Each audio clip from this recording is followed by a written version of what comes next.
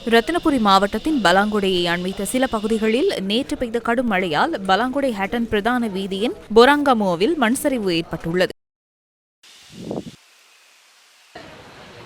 இதனிடையே தெனியாய அனின்கந்தை தோட்டத்தில் உள்ள தொழிலாளர் குடியிருப்பின் மீது மரம் ஒன்று நேற்று மாலை முறிந்து வீழ்ந்துள்ளது.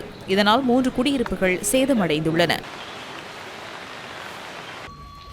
இதேவேளை யாழ் மாவட்டத்தின் சில பகுதிகளிலும் கடும் மழை பெய்து வருவதால் குருநகர் 5ஆம் மாடி பகுதியில் உள்ள சில குடியிருப்புகளுக்குள் வெள்ளம் நிறைந்துள்ளது.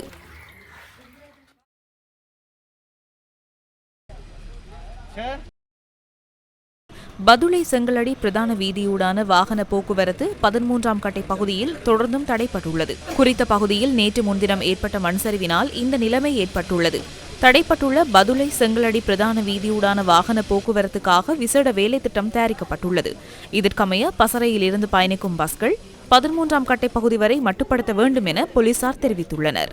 13ஆம் கட்டை பகுதியில் மண்சரிவு ஏற்பட்ட இடத்தில் இருந்து மொனராகலை வரை மற்றொரு பஸ் சேவை முன்னெடுக்கப்படுகின்றது.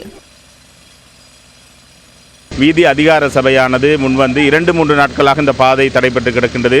பெரும் அசௌகரியத்துக்குள்ளாகி இருக்கின்றோம். உடனடியாக இந்த பாதையை செப்பனிட்டு தருமாறு கேட்டுக்கொள்கின்றோம். இது வீதி அதிகார சபை இந்த வீதியை எங்களுக்கு வெகு விரைவாக செய்து தருமாறு கேட்டுக்கொள்கிறோம்.